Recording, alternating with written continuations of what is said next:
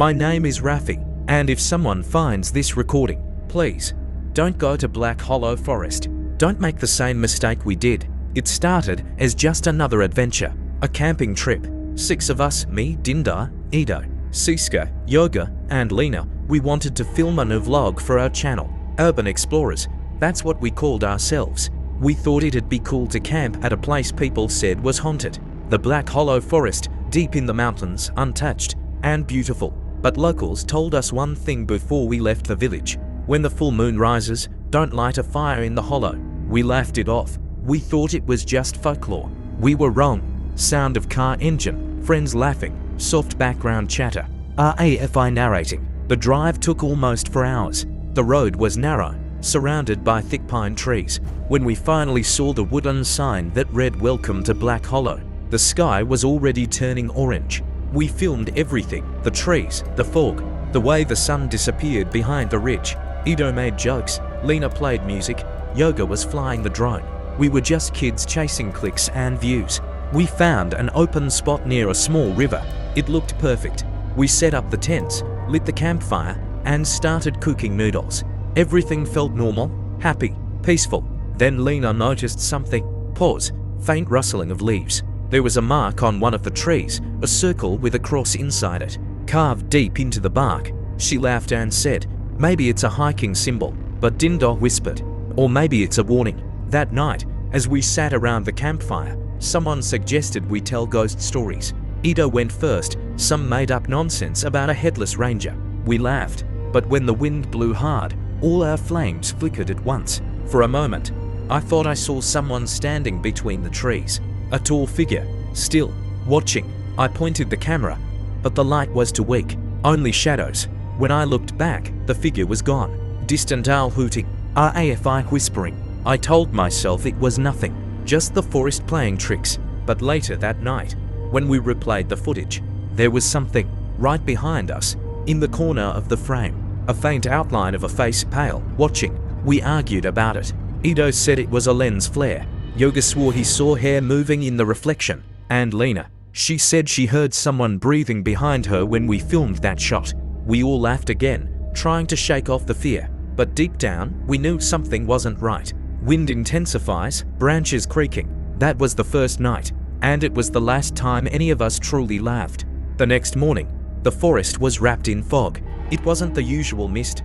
This one felt heavier, like it had weight. The sound of birds was gone, only silence, and the distant rush of the river. We spent the morning exploring for drone shots. Yoga flew the drone above the trees, trying to capture the valley. But after a few minutes, he lost control. Static interference, drone motor fading out. Yoga recorded in background. Wait, the signal's gone. What the hell? We followed the sound until we found it. The drone smashed against a stone altar hidden under vines. The altar looked ancient, with carvings too faded to read. But there was one phrase scratched into the rock, barely visible under the dirt. "The moon calls those who bring fire." We stared at each other. No one said anything. Then, Siska picked up the drone camera and froze. On the small cracked screen, there was one last image it had recorded before it crashed. A wide shot of the forest, and a dark figure standing behind our tents. No one remembered seeing anyone there. We packed up and moved our camp closer to the river. Ido tried to joke about it, but his voice cracked halfway through. That night, the full moon rose, bright and perfect. The light spilled through the trees like silver blood. We sat around the fire again, pretending everything was fine, but the laughter sounded forced. Every time a branch snapped, we all turned. At around 1 a.m., Yoga stood up. He said he wanted to refill his bottle by the river. He took a flashlight and went alone. 5 minutes passed. 10, 15. No sound. No return. Dindar called his name, but the forest swallowed her voice whole. Then, we heard something. Distant splash, echoing footsteps. It wasn't Yoga. It was slow, deliberate, like someone dragging their feet through shallow water. Ido aimed his flashlight. Nothing, but the light flickered, and in that split second, I swear I saw a hand, pale, reaching from the riverbank. We ran back to the camp. We shouted his name again. No answer. When we checked his tent, it was empty, but his camera was still there, lying on the ground. Camera beep, playback sound. I played it. The video showed Yoga walking toward the river, talking to himself. The moon looks insane tonight. Then, his breathing stopped. He turned the camera toward the trees. The frame shook, and for 1 second, a woman's face appeared behind him. White eyes, no mouth, long black hair. Then the camera fell. Static. We didn't sleep that night. No one dared to speak. Only the sound of the wind and the fire burning low. By dawn, his footprints by the river had disappeared. And when the sun rose, we realized something worse. The mark on the tree near our camp had changed. The circle was now complete, and there were 6 lines inside it, 1 for each of us. That night, the forest felt different. It wasn't just the silence anymore, it was listening. Every step, every breath, it echoed back at us, like something was repeating our sounds a few seconds late. We sat close to the fire, too afraid to move. Siska kept mumbling prayers. Lena hugged her knees, and Dindar stared at the trees as if expecting Yoga to walk out any moment. But he never did. Ido tried to be brave. He stood and said, "I'm going to look for him again." I told him no, but he took a lantern and disappeared into the fog. Minutes passed. Then, distant laughter, faint, childlike. We all froze. It didn't sound like Yoga. It sounded smaller, higher. A child's laugh, echoing from the hollow. Dindar whispered, "There are no children here." Then, the laughter turned into screaming. We grabbed our phones and flashlights, running toward the sound, but the fog was so thick we could barely see our own hands. We found Ido's lantern on the ground, still lit. The glass cracked, but no sign of him. Then, from behind the trees, a voice whispered, "Don't look for him." I turned. No one was there. The voice came from everywhere at once. Wind rises, tent fabric flapping. When we got back to camp, our tents had collapsed. Everything was scattered.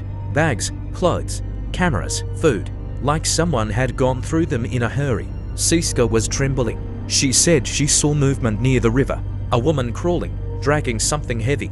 But when I aimed my flashlight, only the water shimmered back. I wanted to pack and leave, but Dindar said it was too dark to find the trail. We'd have to wait until morning. So we sat together, back to back, watching the fire die out slowly. That's when the voices started again. First one, then another, then dozens, whispering our names, each one sounding like someone we knew. Yoga's voice, Ido's voice, calling from the darkness. Siska started crying, screaming at the forest to stop, but the voices only grew louder. Sudden gust of wind, branches snapping. I held the camera tight against my chest, recording everything.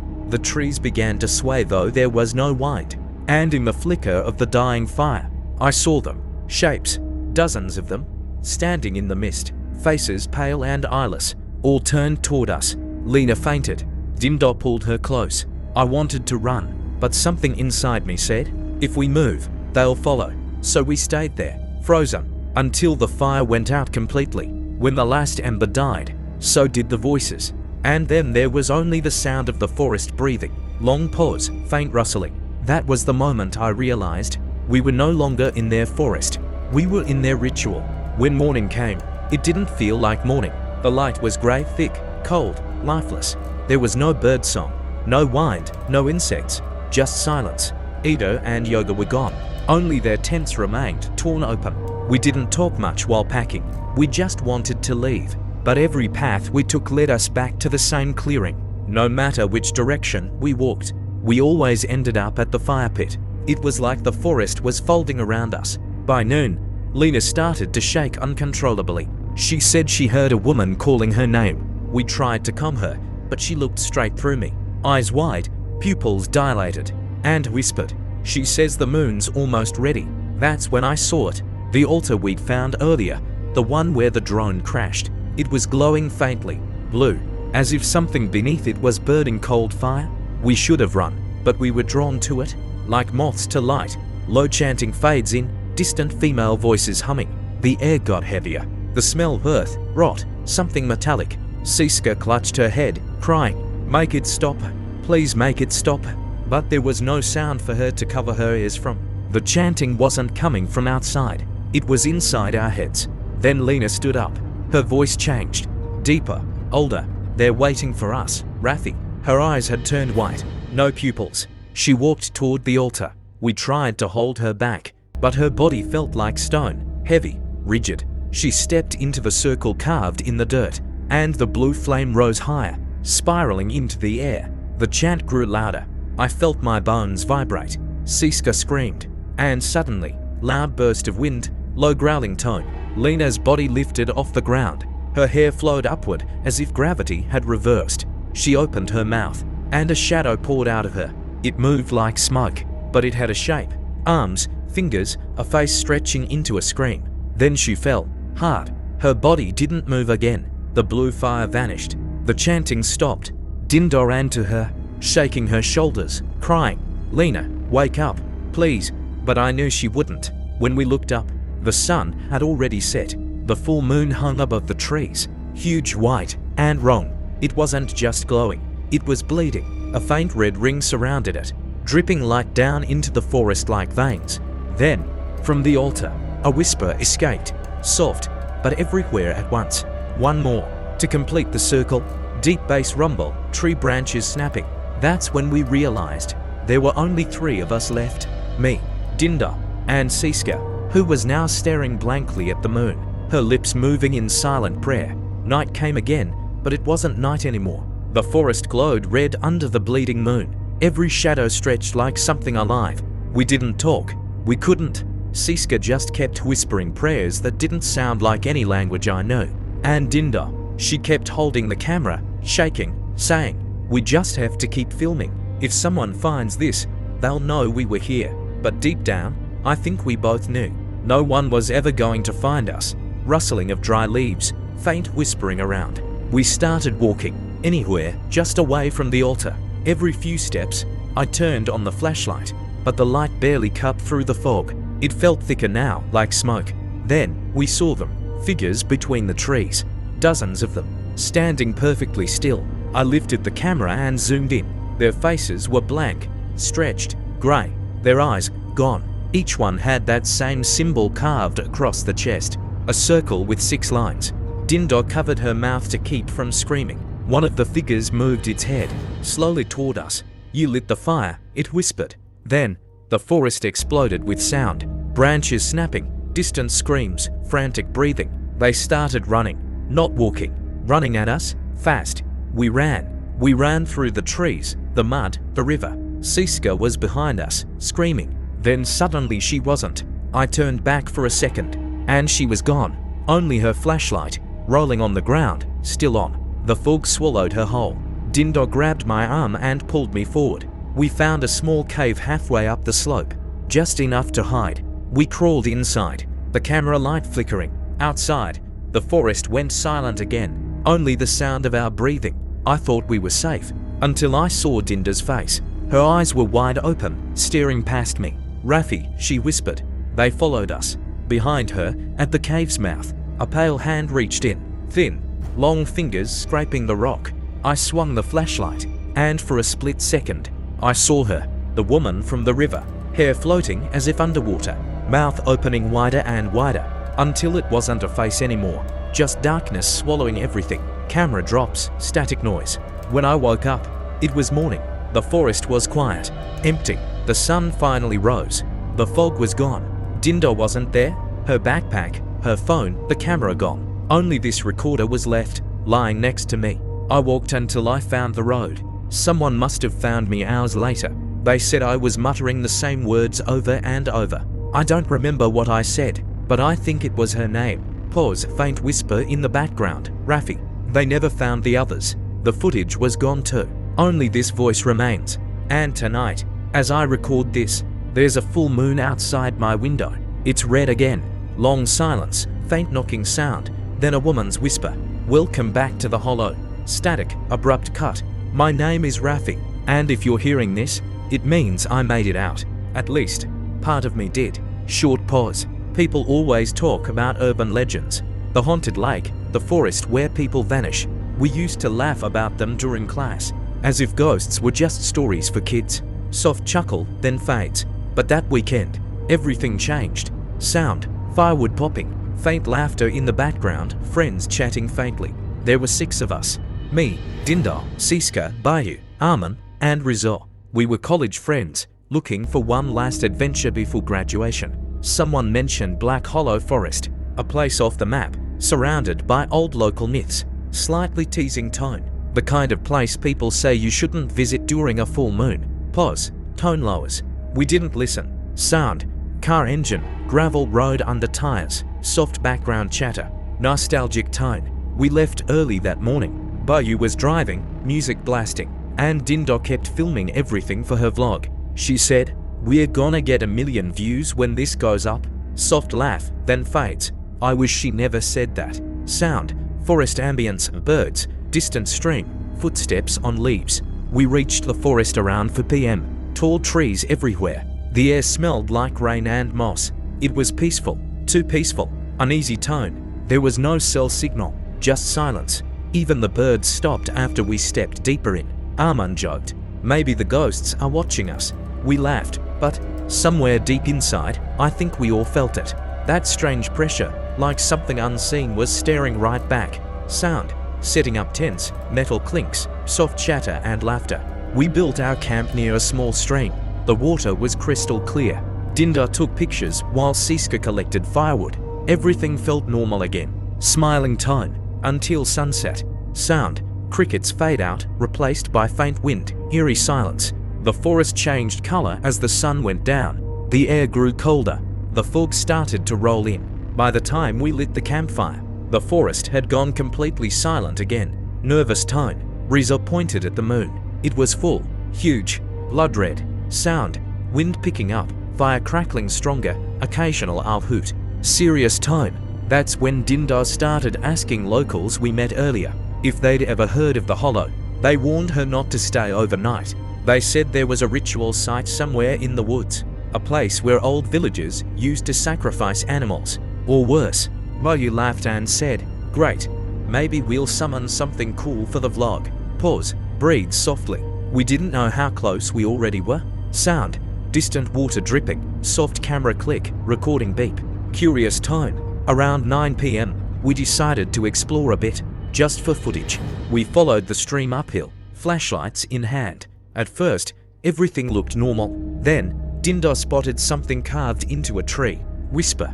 It was a circle, with 6 lines crossing through it. Uneasy tone. Siska said it looked like an ancient symbol. But the deeper we went, the more symbols we saw. On rocks, tree trunks, even the ground. Each one pointing the same direction, toward the fog. Sound. Footsteps on wet soil, rustling branches, wind gets louder, breathing heavier. We followed the markings for maybe 10 minutes, until the forest opened into a small clearing. There, in the center, was a pile of stones, arranged in a perfect circle. Soft whisper. There were candles around it, still burning, and in the middle, a small, wooden statue. It looked human, but the face was carved upside down. Tone drops. Whisper. We should have left right there. But Dinda wanted a closer shot for her camera. She stepped forward, and I swear to God, the candle flames flickered all at once. Sound. Candles flicker, faint whispering in the distance. Panic rising. We heard whispering all around us, low voices, but there was no one there. Then Bayu screamed. Fast, frightened tone. We turned. He was staring at something behind the trees. A figure, tall, thin, pale as moonlight. It just stood there, watching us. Whisper. And then, it smiled. Sound. Sudden gust of wind. Whisper fades into static. Quietly. Shaking. That was the last time we ever laughed in that forest. Sound. Crackling fire. Distant owl hoot. Faint wind in the trees. Tired but steady voice.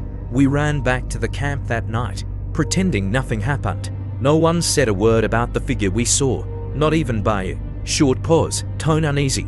But we couldn't shake the feeling that something was still there, watching us, following us. Sound. Tent zippers closing. Footsteps in dirt. We all went to sleep early. The air was freezing, even though it was supposed to be summer. I remember lying inside my tent, listening to the fire crackle fade away, softly. Then I heard it. Sound. Faint footsteps circling the camp, slow and careful. At first, I thought it was Bayu, but the steps, they didn't sound human. Too light, too slow. Whisper, trembling. Something brushed against the tent wall. Sound. Fabric rustle, soft breathing near the microphone. I froze. Didn't move a muscle. Then a voice, right outside my tent. Rafi, low, shaking. It whispered my name. I wanted to scream, but when I looked over, Bayu was already sitting up in his tent too. His flashlight was on, his eyes wide open. He heard it too. Sound. Zipper opens, flashlight clicks on, quick breathing, panicked tone. We both rushed out. The fire was dead. The fog was everywhere, faintly. Dindai and Siska came out too, half asleep, asking what happened. We looked around the camp, nothing, until Bayu pointed at the edge of the trees. Whisper, footprints, bare feet, leading straight into the forest. Dindo picked up her camera, still recording from earlier. The screen flickered for a second, then showed something that made my blood run cold. Tense tone. There was a shadow, right behind us, a tall shape, but when we turned around, nothing was there. Sound, glitchy camera sound, faint static buzz, low tone. That was when I realized the shadow wasn't moving like a person, it was moving like smoke. Sound, light rain begins, soft wind, tent fabric flapping. We didn't sleep that night. The rain started falling just before dawn. Everything was soaked. By morning, Bayu said he wanted to leave. Firm tone, but Dindo insisted we stay one more day. She said the footage was too good to waste. Sigh. She thought we were being paranoid. I wish I'd forced her to go. Sound. Morning birds, water dripping, calm forest ambience. Comma tone. We spent the morning drying our things by the stream. It almost felt normal again. Armin tried fishing. Siska made coffee. But Rizal. Soft pause. He was quiet. He just sat there, staring into the trees. When I asked what was wrong, he said, "The forest isn't real." Confused tone. I thought he was joking, but he pointed across the river and said, "That tree was closer last night. Now it's gone." Trembling breath. I looked, and he was right. The tree line had changed. Sound. Distant bell chime, slow heartbeat build-up. That afternoon, we decided to retrace our path back to the car, but no matter which way we went, the forest looped back on itself. Frustrated tone. We kept walking for hours, and somehow always ended up near that same stream. Then Dinda's camera glitched again. The timestamp jumped from 2 p.m. to 3:33 a.m. by itself. Sound. Camera static. Faint distorted whispers overlapping. Shaken tone. And the footage showed something none of us remembered recording. A woman, standing near our campfire. Her face blurred. Her head tilting slowly to one side, as if she was listening. Whisper. And then she smiled. Sound. Thunder rumble. Heavy rain begins. Tense background hum. Frantic tone. We ran back to camp. The fire was out. Our tents, torn apart. Claw marks across the canvas. Rizzo started screaming. He said he saw someone move behind his tent. We pointed the flashlights, nothing. But when I looked down, there were wet footprints. Small, bare, leading right up to where we stood, breathing fast. And then, we heard her voice again. "Rafi, come back to the hollow." Sound, echoing whisper. Then sudden silence. Rain stops abruptly. Horrified whisper. The forest went completely silent. No rain, no wind, nothing.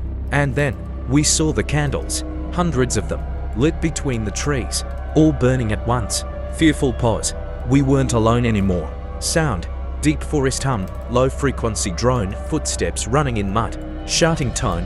Urgent. We grabbed our bags and ran. Bayu tripped Armin, helped him up. Siska was crying. Dindo dropped her camera, voice shaking. I looked back one last time. The candles were moving, not flickering, moving closer. Whisper, as if they were being carried by someone. Sound. Deep forest ambience. Distant thunder rumble, faint heartbeat under the mix. Voice low, trembling. When I opened my eyes, it was dark again. The rain had stopped, but the fog was still there, thicker than before. Breathing shakily.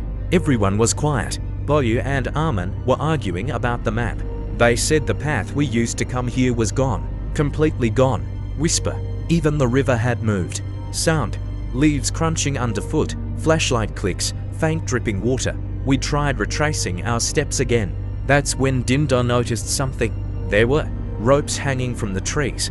Dozens of them, each tied to small wooden carvings. Uneasy tone, like the one we found before. Siska said maybe it was part of the village's ritual. But Bayu, he snapped. He said, "This is a setup. Someone's messing with us." Tension rising. He grabbed one of the carvings and threw it to the ground. Sound. Wood cracking. Echoing whisper fades in briefly. Terrified whisper. The forest went silent. No wind. No birds. Just that sound. like something breathing close to my ear. "Why did you break it?" Gasp. I froze. Sound. Echoing whisper repeating softly, "Why did you break it?" Bayu turned white. He dropped the flashlight. And we saw it again. That same pale figure standing between the trees. But this time, there were more of them. Shaky. 5, 6. All staring. All smiling. Sound. Rapid footsteps. Panicked breathing. Branches snapping. Frantic. We ran. Didn't look back. We just kept running until our legs gave out. I don't even know how long. When we finally stopped, we were standing in front of it. Low whisper. The stone circle. Again. Sound. Low wind howling, faint chanting under the mix. In disbelief, we had run for almost an hour, but somehow, the forest brought us back to the same place. Slowly, terrified. And this time, there were candles lit all around it. Sound. Fire crackles, deep humming, faint distant drums. Voice shaking. There were symbols drawn on the ground in fresh blood. Animal bones scattered everywhere. And in the center of the stones, a woman, standing still, her back facing us, her hair long, wet, tangled with leaves. She wasn't moving, but the air around her was vibrating, almost whisper, like the forest was breathing with her.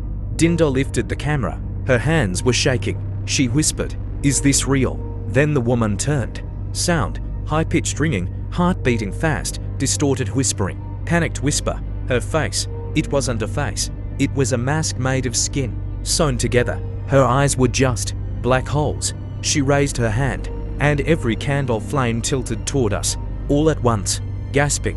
Then she spoke. "The hollow is open." Sound. Gust of wind, deep roaring echo, candle flames whoosh out. Frantic tone.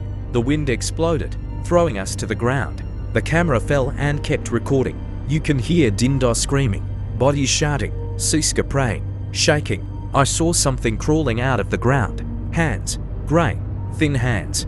Dozens of them, pulling themselves from the soil. Sound. Wet dragging noises, whispers overlapping, chaos rising, yelling. We ran. We didn't even know where anymore. The fog swallowed us whole. Dinda fell behind. I tried to grab her, but she screamed. Her leg was caught. Frantic. Something was pulling her down. Sound. Muffled screaming, deep gurgling sound, earth rumbling. I held her hand, but it slipped away. She disappeared into the ground, like the earth itself had eaten her. Voice breaking. Bayu tried to dig, but there was nothing, just dirt. And her camera. Sound. Camera glitching, faint static. Softly, hollow. The screen showed one last frame. Her face. Smiling, but her eyes were black. Sound. Eerie silence, slow heartbeat fading. Numb, monotone voice. That was the last time I saw Dinda alive. Pause. We didn't talk, didn't cry. We just kept walking, hoping the forest would let us out. Soft whisper. But the forest wasn't done with us yet. Sound. Light drizzle, footsteps. Squelching in wet soil, distant thunder rumble. Hoarse, exhausted. We kept walking. Hours, maybe days. It felt like time didn't move in that place. Bayu's flashlight was dying. Siska had stopped talking completely. Only Armin tried to keep everyone together, quietly. But every time we turned, I saw someone walking behind us. Sound. Faint echoing footsteps, whispering in the fog. Whisper. There were only 3 of us left, but I kept hearing a 4th set of steps. Pause. And sometimes, they matched mine perfectly. Sound. Twig snapping, sudden crow call, faint female laughter far away. Startled. We stopped when we heard it. A laugh. Soft, distant, like Dinda's. Siska broke down. She called her name, over and over. Desperate. Dinda, please answer me. Nothing. Only the fog answering back, twisting her voice into something else. Sound. Echoing distortion, overlapping whispers repeating Dinda. Armin shouted for her to stop, but Siska was already walking into the mist, yelling, Siska, come back. Sound. Footsteps running, heartbeat rising. We chased after her, but the fog moved like a wall, pushing us apart. Panicked. I saw her silhouette for a second, then it vanished. Sound. Sudden silence, then a short, sharp scream cut off midair. Horrified whisper. And that was it. She was gone. Sound. Wind howling, trees creaking, distant wailing voices. Broken voice. Bayu fell to his knees. He said the forest wanted us one by one. He started mumbling prayers, but his voice didn't sound like his anymore. Low, trembling, like something else was speaking through him. The hollow must be fed. I tried to shake him, but his eyes rolled back, completely white. Sound, bone cracking, heavy thud on wet ground. Gasping, he collapsed, and the ground beneath him began to move, like it was breathing. Terrified, I pulled him back, but his body sank halfway into the mud, hands dragging him down. He didn't scream, he just looked at me and smiled. Whisper, like Dindo did. Sound, mud sucking, wet dragging noises, silence, and then he was gone. Voice shaking, nearly crying. It was just me and Armin now, two of us, and the fog still followed. Armin said there was an old watchtower not far from here. If we could find it, maybe we could see the way out. Sound, slow footsteps, branches brushing, faint ticking in the distance. We kept walking until the fog turned grey. I thought maybe morning was coming, but it wasn't sunlight. Uneasy, it was firelight. Sound, crackling flames below, chanting, drum beats under the mix. There was a clearing ahead, figures standing in a circle, all wearing masks, their bodies swaying, chanting words that felt ancient. Whisper, they didn't see us at first, but then one of them looked up and pointed straight at us. Sound, chanting stops abruptly, heavy silence, single drum beat echoing. Panicked, run, Armin shouted. Sound, heavy running, distorted wind, screams blending into whispers. We ran toward the trees, but the forest wasn't the same anymore. The trees had shifted, their roots twisted like veins across the ground. Voice cracking, the forest was alive. Sound, low heartbeat, distorted breathing, echoing laughter. Armin tripped over something, a wooden carving, the same as before. He looked at me and whispered, break it. Hesitant, but I didn't move. He smashed it against a rock. Sound, wood shattering, sudden silence, then deep rumbling from beneath. Terrified, the ground cracked open beneath him, a dark hole, pulsing like a heartbeat. From inside, something reached out, long fingers, grey, dripping with mud. It grabbed him by the neck and pulled. He screamed and disappeared into the darkness. Sound, distant echo, fading screams, low wind rising again, softly, in shock. And then I was alone. I stood there, frozen, watching the hole slowly close, as if it had eaten him whole. Weak voice. The forest was quiet again. To quiet. Sound, faint echoing whisper, Rafi, whispering back, no, she's gone. But the whisper came again, closer. You broke the circle. Breathing fast. No, I didn't. Sound, wind bursts, trees cracking, thunder strike. Screaming, stop. Sound, sudden silence, then slow echo of footsteps circling him, low trembling. I knew then, the forest wasn't trying to trap us, it was hunting us. Sound, heartbeat slowing, whispering fading away, soft, numb tone. That's when I saw the tower, half buried in the distance. I started walking toward it, one step at a time. The fog parted, but the moon was still full, still watching. Cold whisper, and the hollow called my name again. Sound, crackling flames below, chanting, drum beats under the mix. There was a clearing ahead, figures standing in a circle, all wearing masks, their bodies swaying, chanting words that felt ancient. Whisper, they didn't see us at first, but then one of them looked up and pointed straight at us. Sound, chanting stops abruptly, heavy silence, single drum beat echoing. Panicked, run, Armin shouted. Sound, heavy running, distorted wind, screams blending into whispers. We ran toward the trees, but the forest wasn't the same anymore. The trees had shifted, their roots twisted like veins across the ground. Voice cracking, the forest was alive. Sound, low heartbeat, distorted breathing, echoing laughter. Armin tripped over something, a wooden carving, the same as before. He looked at me and whispered, break it. Hesitant, but I didn't move. He smashed it against a rock. Sound, wood shattering, sudden silence, then deep rumbling from beneath. Terrified, the ground cracked open beneath him, a dark hole, pulsing like a heartbeat. From inside, something reached out, long fingers, grey, dripping with mud. It grabbed him by the neck and pulled. He screamed and disappeared into the darkness. Sound, distant echo, fading screams, low wind rising again, softly, in shock. And then I was alone. I stood there, frozen, watching the hole slowly close, as if it had eaten him whole. Weak voice. The forest was quiet again. To quiet. Sound, faint echoing whisper, Rafi, whispering back, no, she's gone. But the whisper came again, Closer. You broke the circle. Breathing fast. No, I didn't. Sound. Wind bursts, trees cracking, thunder strike. Screaming. Stop. Sound. Sudden silence, then slow echo of footsteps circling him. Low trembling. I knew then. The forest wasn't trying to trap us. It was hunting us. Sound. Heartbeat slowing, whispering fading away. Soft, numb tone. That's when I saw the tower, half buried in the distance. I started walking toward it, one step at a time. The fog parted, but the moon was still full, still watching. Cold whisper, and the hollow called my name again. Sound. Cold wind, faint metal creaking, low echo of footsteps on wood. Hoarse voice, breathing heavy. I reached the old tower just before dawn, or what I thought was dawn. There was no sun, only the pale glow of the full moon, still hanging, unmoving, panting. The tower door was half open, rust everywhere. Every step I took made the metal scream. Sound, creaking stairs, echoing footsteps, faint whisper of wind through cracks. I climbed, higher and higher. Each step felt heavier, like the air itself didn't want me there. Trembling, when I reached the top, I saw the forest from above, an endless sea of trees, circling the hollow like a living thing, and in the middle of it, the stone circle was glowing. Sound, distant chanting rising, slow heartbeat, static interference from old radio. Low voice.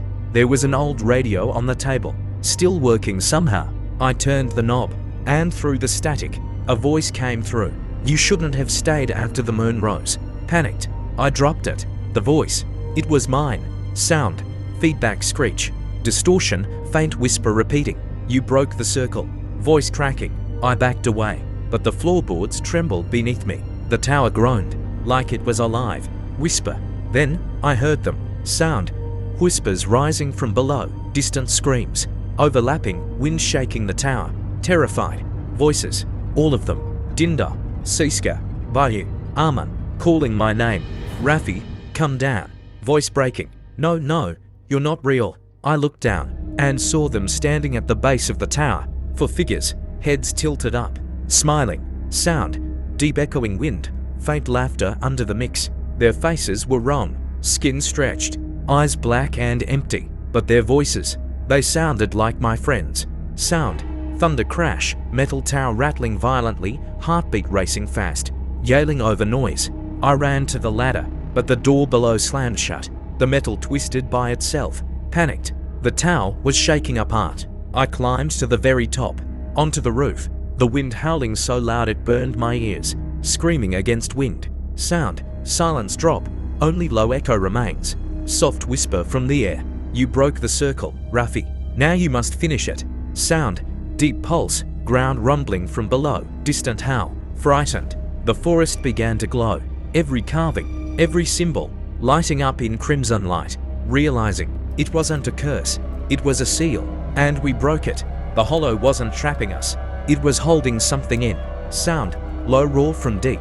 Underground. Trees cracking. Animals screeching in the distance. Screaming. No.